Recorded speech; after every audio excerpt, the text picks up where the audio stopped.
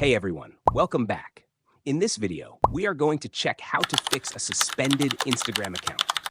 If you are new here, hit the subscribe button for more helpful tutorials. I'll show you the steps in a simple way. Let's get started.